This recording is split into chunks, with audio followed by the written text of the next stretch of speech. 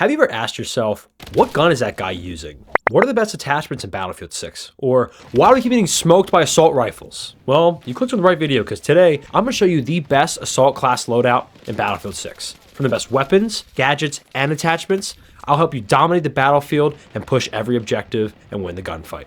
Let's start with the part that everyone actually cares about, the weapons. Today we're only going to focus on assault rifles to use that special weapon attribute bonus.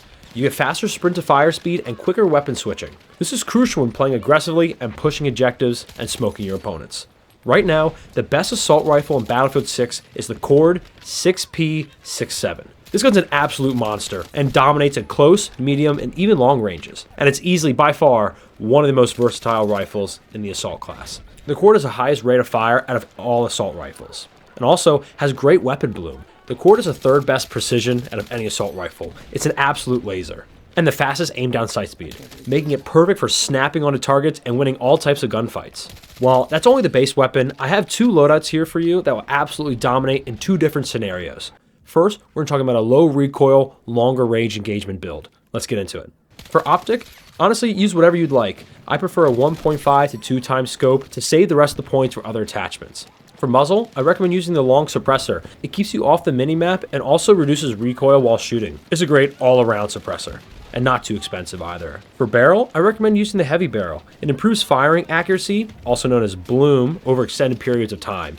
So rather than tap firing or burst firing, you can lay down the trigger and lay down the law. For underbarrel, I recommend using the stippled stubby grip. It provides a significant recoil reduction and a slight ADS speed boost. I think it's the best of both worlds here, however, it does cost 35 points, which is pretty pricey. For magazine, I recommend the 36 round mag. This is the best bang for your buck in terms of points used for a larger magazine. Because of the high rate of fire, you're going to want to put more rounds down range, which means you need this 36 round magazine. For ammunition, I recommend using standard. And there you are. This build has great recoil control. You can hit enemies from long ranges while also having a good chance at medium and close quarters too. The Cord's extremely versatile and an amazing assault rifle. Now let's get into the close to medium range engagement Cord build.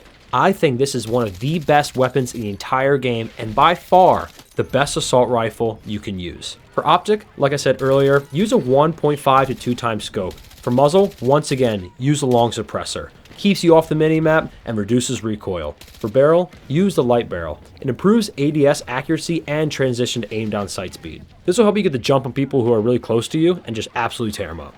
For underbarrel, I recommend using the full angled grip. It reduces recoil, weapon draw, and aim down sight speed. This foregrip is fantastic. Although you do unlock it later in the weapon progression, it's so useful and I use it on my personal build. Magazine, like I said earlier, a 36 round magazine. This is by far the best Cord loadout and the best assault rifle loadout you can use while using the assault class. This is an absolute S tier weapon and one of the best guns in the entire game. It will dominate in all engagements and absolutely light up the opponent. This is what I use on my Cord, and I think it's one of the best weapons you can use in the entire game. While SMGs will beat it up close, it still can hold its own if you hit your shots. I think it's the best medium range gun in the entire game, and with longer ranges, you can put them down because of the low weapon bloom. Look no further, this Cord is the best. Now, if you want to try something else other than the Cord and likely lose your gunfight, here are some other weapons that you can try to use with the assault class. The TR7. The TR7 melts at close range, but is really high precision and can be hard to control sometimes. You really need to keep it up close because at range, you're going to get smoked.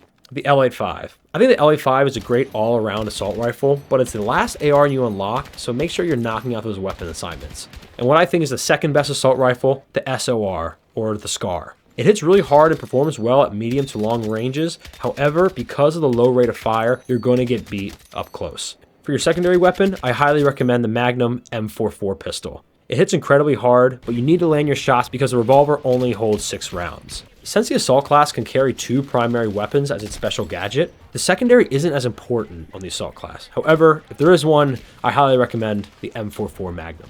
Next, we're going to talk about gadgets, and this is what exactly makes each class unique. While the assault class doesn't really have as many game-changing gadgets like engineer or support, or honestly even recon, it does have, in my opinion, one of the strongest gadgets in the game, the spawn beacon.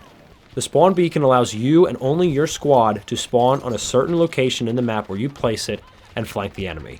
This is a must-use on all Assault class loadouts and one that I personally run every time. It's great for making new flanks and getting your team around the enemy and sneaking up from behind, and it honestly can shift the tide in any match you play. The only time I wouldn't use a spawn beacon is if you're playing a mode like Team Deathmatch or Domination, where it doesn't give you the option to pick where you spawn. In that case, I'd use this next gadget, the Assault Ladder.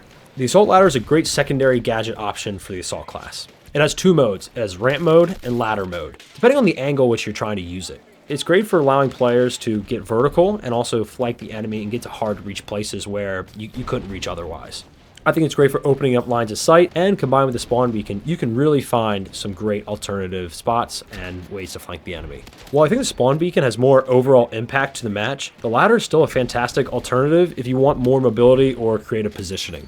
It's also a great gadget to use on smaller game modes like Domination or King of the Hill, where you can't choose where to spawn, so plan accordingly. As I mentioned earlier when talking about secondaries, Assault is the only class in the game that allows you to run two primary weapons as a gadget. Instead of using a classic gadget, you can equip a DMR, carbine, or shotgun, or even a second gadget if you'd rather have more utility. Personally, I run the M87A1 shotgun. It is a monster up close, and even from the beta, they still haven't patched it, so get on it while you can. It dominates in close quarters and makes pushing tight objectives much easier, especially in things like Breakthrough or Rush. Like I said earlier, if you want to have more utility, I'd recommend the Spawn Beacon and the Assault Ladder. Now let's talk about field training. I've always thought that perks were an often overlooked part of Battlefield, but I think the Assault perks are very useful. If you're going to run one of the two, I recommend running the Frontliner perk package. It grants you less fall damage and also has quick recovery, which is an absolute game changer when being aggressive and trying to get back in the fight for being wounded.